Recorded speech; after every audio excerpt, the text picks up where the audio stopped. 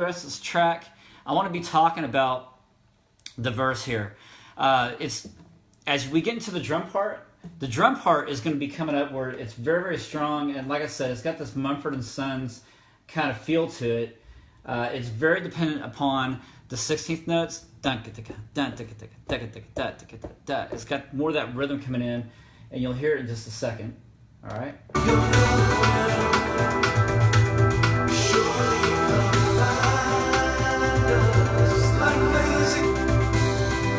I'm just isolating the vocal part for right now.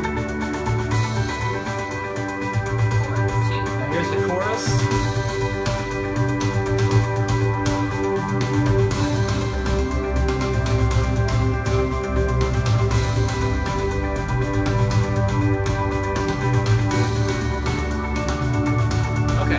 So notice that, each part is dependent upon each other. So we have a good guitar part with a good rhythm. We have the pads that's kind of underneath. And then we have the drums.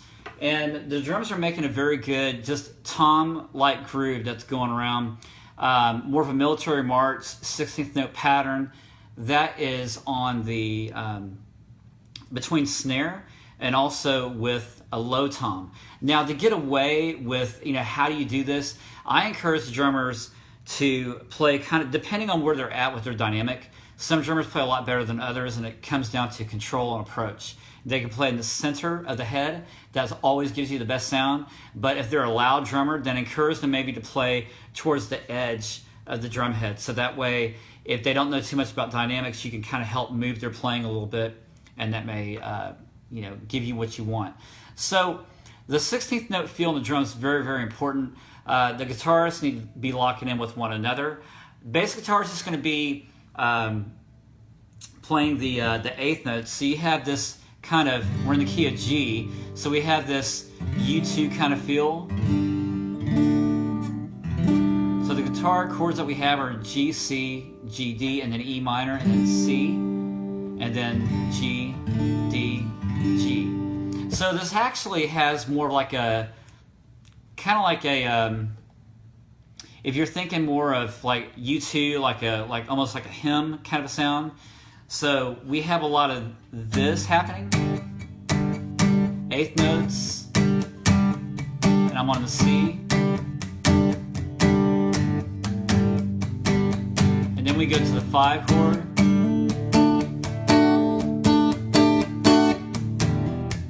and we have the E minor, the C, and so forth.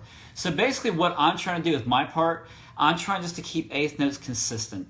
And as best I can, if you don't have, and this is what I said in the article too, a lot of bands don't have, 3 guitar players and 2 keyboard players and a loop machine.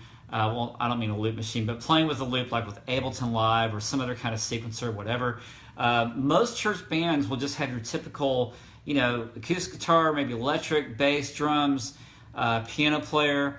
And the music probably wouldn't sound like this. So then how can you take this kind of sound and make it your own? That's a question with a lot of worship teams. And this is something that we specialize too when you participate in our weekend workshops that come to you or by video. And again, just check that out at worshipteamtraining.com/workshops. Now, I'll show you what I'm doing here. Let's say that if I wanted to create something like this with my own team, and I have if I have more of my guitar parts here in the 8th note, then I have this happening, and I can just play along with the track here. And I'll set that up in just a second.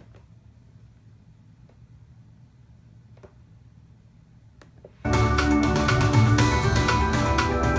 have our click.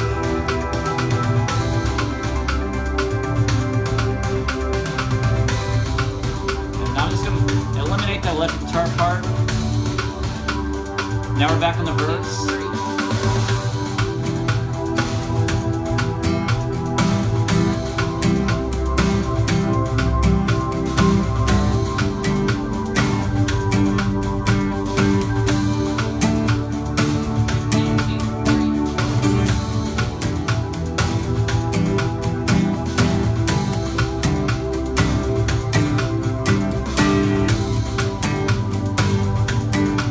Right here, I'm trying to get something to the rest of the to give something to the band to gravitate to, which would be the eighth notes that I'm playing. Now, again, I think that's very, very important to try to play with the click and to have your drummer lock into that 16th note pattern. Done. You know, the rhythms that they're playing right there. And then you have to have something that's in the middle, whether it be like an electric lead or an acoustic guitar or even piano, for somebody just to gravitate and pull all that music together. So that's why here I'm trying to tie everything rhythmically. And you know, you can hear that even when I work together with, like, let's say the electric guitar. So let's say if I want to practice that pattern,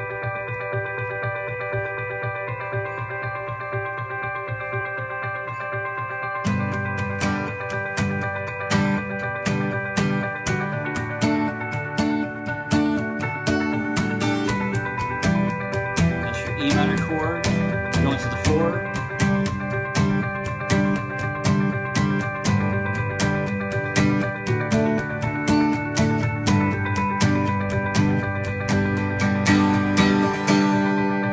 Okay, and then if I wanted to, then I can ring and I can strum those guitar notes, and you know, it just opens up the song a lot more. So let's talk a little bit more about that too. Like for the pianist, I would not have the piano player play those eighth notes. So you may be asking, you know, what should I have my pianist playing? Well, you know, we got our piano right here. So let's go through that pattern one more time, and I'll show you what I would do if I was a pianist, because a lot of you guys have had questions to us asking that very topic. You know, what do I have my pianist play with such a song like this, very rhythmically oriented, and you don't want to have the piano, you know, that kind of bounciness kind of feel. So I would do this. This is just my interpretation.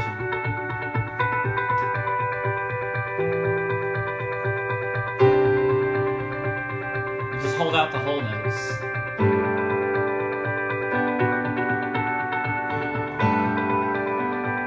The chorus.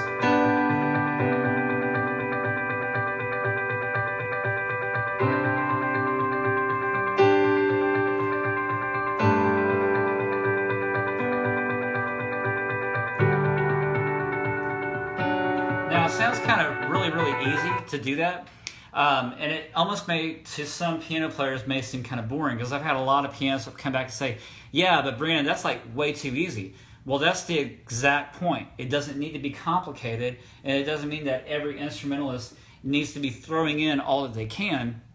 The less is more approach is really more effective. And I know it sounds kind of boring, and I'm just playing a G2, which is a G natural, A natural, and D. Okay, let's play those together. 1, 2, 3, and C. That's a C2, C, D, G. And I put the third back in, and then the fifth chord. So pianists say, yeah, but, and then I tell them, okay, I know it's boring, but it does two things. Number one, it cleans out the line of what you're doing versus what you're hearing in the band. And then secondly, which is the best thing, you're able to worship, and you're able to worship God and to not feel like all the music pressure is on you. And so it's more freeing that way. So let's talk a little bit further about this. When you go through like the verses, you know, we're going to be talking about the vocal standpoint of this song coming up on Thursday. Man, it's a short week already. Be sure to join us tomorrow, because we have our Worship Wednesday, and that's going to be fantastic tomorrow. So again, this week we're talking about the song Multiplied, and that's by North Point and Steve Fee. So the whole idea is that you can have this song played in two different ways.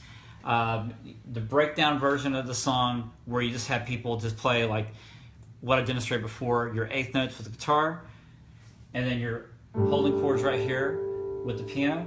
Now, for the bass player, I would have the bass player almost mimic a little bit of what the acoustic pattern is playing. They can do eighth notes, they can just push quarters maybe, but I would not have them go up and down and play lead lines and stuff, or melodic patterns. Just keep them right to the root. They can go to like maybe a third in the chord as well, and play a few inversions, that's fine. But the rhythm is what's going to be important, to gravitate that to the drum part, because in this drum part is what you can hear.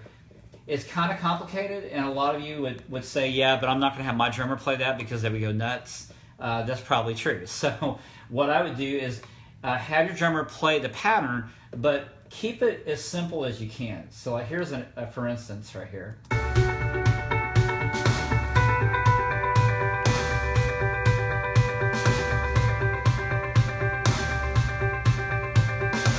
Now that's along with the guitar that we took it out. Now here's the percussion.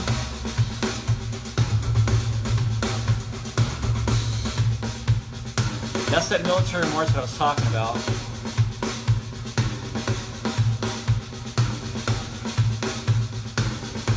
If we added more percussion,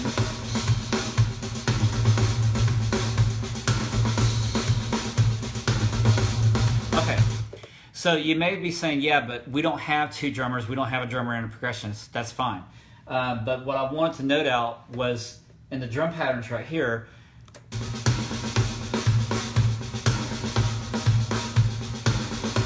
you have the snare taking more predominant rhythms of that section. And yeah, you hear a hi-hat because you have another percussionist playing. So I would pick the one that's most necessary and the one that sounds the best for your kit. If you got a really great drum set and a great snare drum, then use this 16th pattern on the snare drum. If you don't have a very good sounding snare drum, or you have a timid drummer, maybe have them play that same 16th note pattern, have them play that on the hi-hat instead. But it's really up to you with what taste that you have for your music. But what I'm trying to drive home is the point of having one consistent instrument per group. So if it's a consistent hi-hat, a consistent snare in the set, great. You don't have to do all the tom works, all the tom groove, that's fine. Just pick one section of that drum passage to make it work. The same thing with guitars, like what I was just showing you. Eighth notes, quarter notes on piano. Keeping things simple as best you can because we still even haven't added into vocals yet. And then once we do, it creates the whole song.